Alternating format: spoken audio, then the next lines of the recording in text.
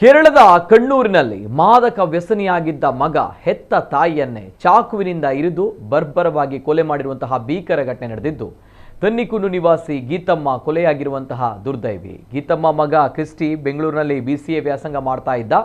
ಆದರೆ ಮಾದಕ ವ್ಯಸನದ ಕಾರಣದಿಂದ ವಿದ್ಯಾಭ್ಯಾಸವನ್ನು ಅರ್ಧಕ್ಕೆ ಬಿಟ್ಟು ಊರಿಗೆ ಮರಳಿದ್ದ.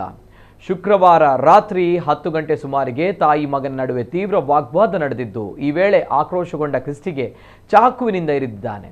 ಗೀತಮ್ಮ ರಕ್ತದ ಮಡುವಿನಲ್ಲಿ ಬಿದ್ದಿರುವುದನ್ನು ಕಂಡು ಅವರ ಅಜ್ಜಿ ಕಿರುಚಾಡಿದ್ದಾರೆ. ಕೊಲೆ ಮಾಡಿದ ನಂತರ ಕ್ರಿಸ್ಟಿ ನೆರೆಹೊರೆಯವರ ಸ್ಕೂಟರ್ ಹತ್ತಿ ನೇರವಾಗಿ ಕೇಳಕಂ ಪೊಲೀಸ್ ಠಾಣೆಗೆ ತೆರಳಿ ಶರಣಾಗಿದ್ದಾನೆ. ಗೀತಮ್ಮ ಬ್ಯೂಟಿ ಪಾರ್ಲರ್ ಮತ್ತು ಟೈಲರಿಂಗ್ ಅಂಗಡಿ ನಡೆಸ್ತಾ ಇದ್ಲು. ಇನ್ನು ಮಾದಕ ವ್ಯಸನ ಹಾಗೂ ಕೌಟುಂಬಿಕ ಕಲಹವೇ ಈ ಕೊಲೆಗೆ ಕಾರಣ ಎಂದು ಪೊಲೀಸರು ಪ್ರಾಥಮಿಕ ತನಿಖೆಯಲ್ಲಿ ತಿಳಿಸಿದ್ದಾರೆ.